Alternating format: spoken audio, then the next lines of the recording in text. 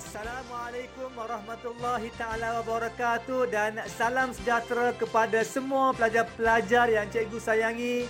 Apa khabar pelajar semua? Cikgu mengharapkan pelajar-pelajar di rumah terus bersemangat untuk kita sama-sama menyambung pembelajaran kita pada hari ini. Standard pembelajaran yang ingin dicapai dalam subtopik hari ini adalah menjelaskan peranan bahasa Melayu sebagai bahasa ilmu dan bahasa perpaduan serta menerangkan kepentingan menjaga perpaduan dan keharmonian. Pengenalan. Seiring dengan kemerdekaan negara, bahasa Melayu diiktiraf sebagai bahasa kebangsaan dan bahasa rasmi. Beberapa langkah telah dilaksanakan untuk memartabatkan bahasa kebangsaan. Antaranya termaksudlah pengenalan Akta Bahasa Kebangsaan, memperkasakan bahasa Melayu dalam sistem pendidikan, penubuhan Universiti Kebangsaan Malaysia sebagai pusat keilmuan dan peranan Dewan Bahasa dan Pustaka sebagai pusat perkembangan bahasa kebangsaan. Baiklah pelajar-pelajar yang disayangi semua, kita teruskan sesi PDPR kita dengan melihat huraian bagi setiap langkah dalam memartabatkan bahasa Melayu sebagai bahasa ilmu dan bahasa perpaduan. Jom sama-sama kita lihat. Akta Bahasa Melayu merupakan bahasa rasmi yang digunakan sebagai alat untuk memupuk perpaduan kaum. Kedudukan bahasa Melayu dimartabatkan melalui penggubalan undang-undang yang dikenali sebagai Akta Bahasa Kebangsaan. Akta Bahasa Kebangsaan diperkenalkan pada tahun 1967. Akta ini dikenali juga sebagai Akta 32. Akta Bahasa Kebangsaan digubal di bawah Perkara 152 Perlembagaan Persekutuan Malaysia. Akta ini mula dikuatkuasakan pada 1 Julai 1971.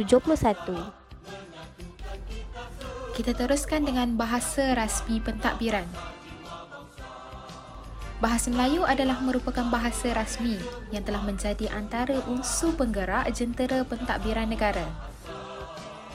Bahasa Melayu juga merupakan alat komunikasi rasmi dalam pelbagai jenis urusan di kementerian mahupun di jabatan kerajaan. Ini dapat dibuktikan apabila bahasa Melayu mula digunakan sepenuhnya dalam urusan mahkamah pada tahun 1990. Yang ketiga, memperkasakan bahasa Melayu dalam sistem pendidikan. Penubuhan sekolah menengah kebangsaan yang menggunakan bahasa Melayu sebagai pengantar dipergiatkan di seluruh negara. Sebagai contoh, Sekolah Alam Shah, Sekolah Seri Puteri dan Kolej Sultan Abdul Halim yang menggunakan bahasa Melayu sebagai pengantar. Memperkasakan bahasa Melayu dalam sistem pendidikan mampu memupuk semangat kekitaan dan bersatu dalam kalangan murid di sekolah. Bukan itu sahaja, bilangan guru terlatih bahasa Melayu juga ditambah di sekolah menengah kebangsaan dan guru khas untuk sekolah jenis kebangsaan. Ianya bertujuan untuk memperkasakan bahasa Melayu sebagai bahasa ilmu dan juga bahasa perpaduan.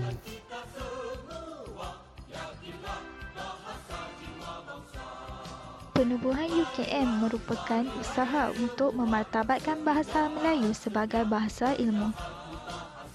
UKM ditubuhkan pada 18 Mei 1970. Universiti ini muncul sebagai pusat pengajian tinggi awam pertama yang berjaya memperkenalkan pengajian pelbagai jurusan dan bidang kursus dalam bahasa Melayu. Penubuhan Institut Bahasa, Kesusasteraan dan Kebudayaan Melayu (IBK-UKM) pada 1 Disember 1972 menjadikan UKM sebagai pusat penyelidikan dan rujukan dalam bahasa, kesusasteraan dan kebudayaan tamadun Melayu. Institut ini kemudian bertukar nama kepada Institut Alam dan Tamadun Melayu, iaitu ATMA pada tahun 1992.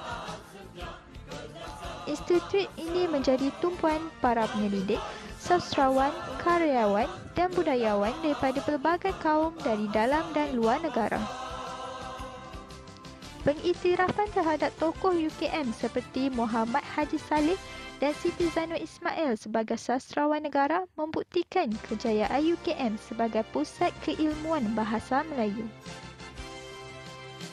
Peranan Dewan Bahasa dan Pustaka iaitu DBP. Penubuhan DBP pada 22 Jun 1956 di Bukit Timbalan, Johor Bahru, Johor adalah hasil daripada resolusi Kongres Bahasa dan Persuratan Melayu ketiga. Penubuhannya bertujuan untuk memartabatkan bahasa Melayu sebagai bahasa rasmi dan juga bahasa ilmu. Nama asal DBP ialah Balai Pustaka. Pengarah pertama DBP ialah Ungku Abdul Aziz bin Ungku Abdul Hamid, iaitu jawatan ini dikenali sebagai Ketua Pengarah. Pembukaan pejabat di wilayah dan cawangan di Pulau Pinang, Johor, Kelantan, Sarawak dan Sabah adalah bertujuan untuk mengembangkan aktiviti bahasa dan sastera sebagai medium untuk memupuk perpaduan.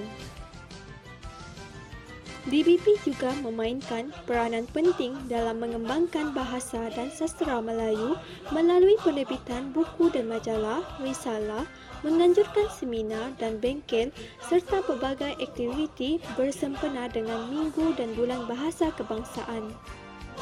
Peranan DBP ini adalah untuk memupuk perpaduan dalam kalangan masyarakat berbilang kaum di negara ini.